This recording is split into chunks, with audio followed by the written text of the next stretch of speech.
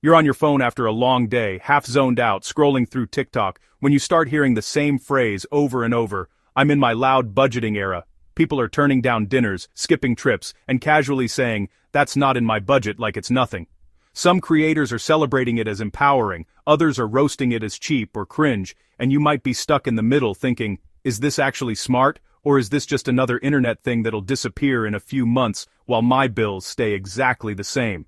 Underneath the buzzword, loud budgeting is reacting to this whole vibe of looking rich, acting unbothered, and pretending money is never a problem. You might have seen the quiet luxury aesthetic, neutral outfits, subtle designer stuff, soft lighting, and the message that real wealth doesn't need to shout. Loud budgeting flips that. Instead of quietly pretending money isn't an issue, it says, no, money is very much an issue, and I'm going to make decisions that reflect that openly, not secretly.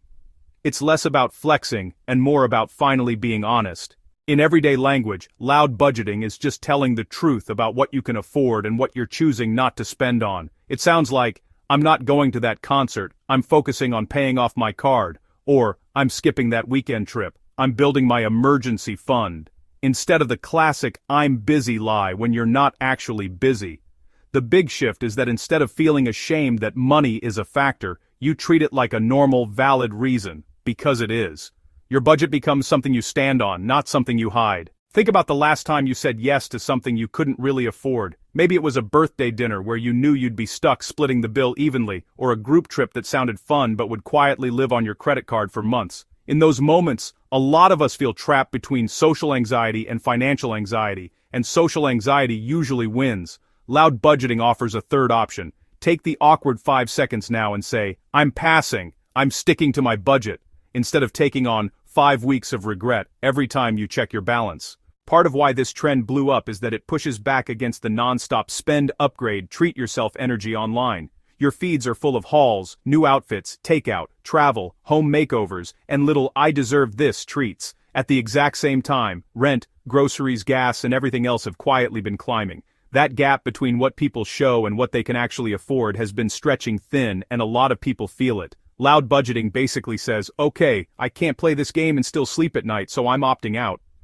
One of the biggest strengths of loud budgeting is how directly it attacks social spending pressure. Most people don't wreck their finances with a single giant purchase. They bleed money slowly with constant medium-sized yeses, drinks after work, dinners out, Uber instead of the bus, events they didn't really want to go to. Each one feels small, but together they crush your goals.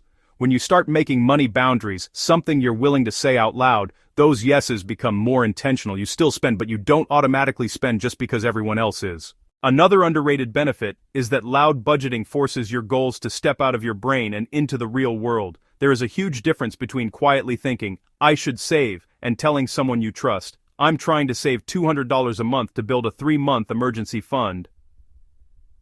Once those words leave your mouth, the goal feels more real, and your decisions start lining up around it. The next time someone invites you to something pricey, you're not just weighing fun versus boring. You're weighing this event versus that emergency fund I said I wanted. Loud budgeting can also shift the whole vibe inside your friend group or family. When one person finally says, hey, I'm actually trying to pay down debt, can we do cheaper stuff for a while? It often cracks the door open for everyone else to admit they're not as okay as they look, either. What started as one person setting a boundary can turn into more potlucks, game nights, walks, and coffee at home instead of expensive nights out. That doesn't just save money, it also removes the feeling that you're the only one fighting this battle. Now, if this kind of clear, plain English breakdown is helping you see loud budgeting differently, this is exactly what this channel is all about, taking money trends and making them make sense in your actual life. So if you want more everyday explanations like this, take a second to hit the like button so this gets pushed to more people, and subscribe to Everyday Money Explained so you don't miss the next video. It's free, it helps the channel grow, and it tells me to keep making more straight talk, money breakdowns just like this. That said, loud budgeting isn't automatically perfect, and it's definitely not mandatory to shout your money situation from the rooftops. For some people, money has always been a private topic. Maybe you were raised to believe it's rude to talk about it, or you're carrying guilt and shame from past mistakes you're not ready to share. For others, there can be cultural pressure to appear generous or well off, even when things are tight. In those cases, trying to be loud about money can feel fake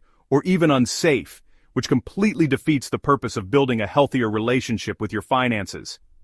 There's also the super online version of this trend, where loud budgeting turns into a kind of performance.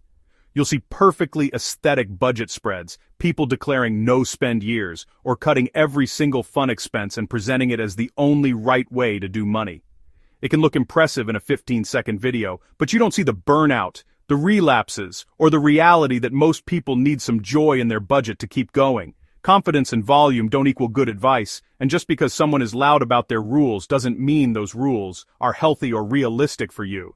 There's another layer that doesn't get talked about enough: safety and control. Not everyone is in a position where it's safe to be open about money. If you're dealing with a controlling partner, family members who demand access to your money, or a workplace where admitting financial stress could be used against you, then loudly announcing your financial situation might actually make things worse.